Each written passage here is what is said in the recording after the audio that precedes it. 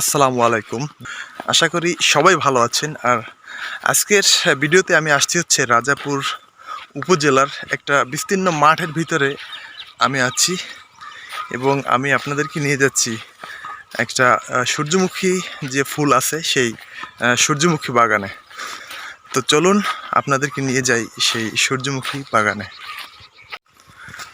আপনারা দেখতে পাচ্ছেন দূরে হলুদ কিছু একটা দেখা যাচ্ছে, অ্যাকচুয়ালি ওইটাই হচ্ছে সূর্যমুখী বাগান। তো আমি আস্তে আস্তে হেঁটে যাচ্ছি এবং এটা হচ্ছে সেই বিস্তীর্ণ মাঠ। দেখুন মাঠটা কিন্তু বেশ ফাঁকাই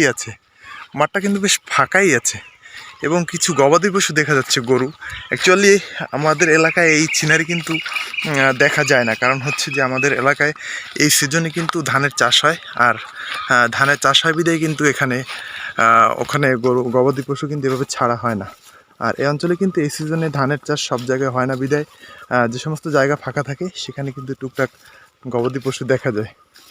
তো আমরা কথা বলতে বলতে কিন্তু সেই সূর্যমুখী ক্ষেতের পাশে কিন্তু চলে আসছি।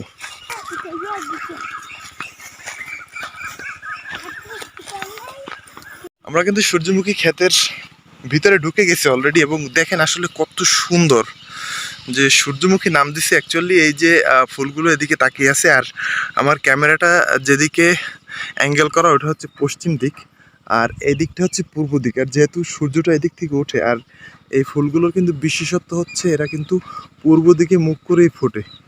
আর অনেকে কিন্তু বলে যে সূর্যমুখী ফুল সূর্য যেদিকে যায় ওদিকেই থাকে, আসলে এটা ভুল কথা।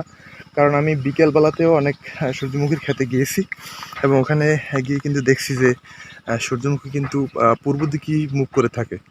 তো এই যে দেখেন আসলে আল্লাহর সৃষ্টি কত সুন্দর, এবং ফুলগুলো ফুটছে অলরেডি। ম্যাক্সিমাম গাছেই কিন্তু ফুল ফুটে গেছে। আর এখানে কিন্তু ছোট ছোট যে সাইডের যে গাছগুলো, এখানে কিন্তু ফুল ফুটছে অল্প অল্প, এবং কিছু ফুল ফুটতে বাকি আছে। তো দেখুন কি সুন্দর, আসলে এত সুন্দর সিনারি এখানে না আসলে হয়তো দেখতে পারতাম না। ভাগ্যের বিষয় যে এটা দেখতে পারছি। অন্য অন্য অঞ্চলেও আমি গেছি, বিশেষ করে মঠবাড়ি অঞ্চলে এবং পাথরঘাটা, ওখানে কিন্তু ব্যাপক পরিমাণে সূর্যমুখীর চাষ হয়। আর এখানে কিন্তু আরও সুন্দর, ওখানে কিন্তু অনেক সুন্দর সুন্দর বাগান আছে, আর এবং অনেক বড় আছে। আর এখানে কিন্তু মোটামুটি বড় বাগানটা, তো সবগুলো ফুল ফুটে গেছে। আসলে ভিতরে ঢুকবো না, কারণ এর সূর্যমুখীর এই গাছের গায়ে যে আল আল দেখা যাচ্ছে, এগুলো কিন্তু চুলকানির কারণ হতে পারে। এই কারণে কিন্তু এর ভিতরে আমি ঢুকবো না। তো আপনাদেরকে সংক্ষিপ্ত পরিসরে এই সূর্যমুখীর ক্ষেতটা দেখালাম। আর ওই পাশে কিন্তু ওখানে আছে হচ্ছে সরিষা, তিলের একটা ক্ষেত, মানে তিলের চাষ করা হয়েছে।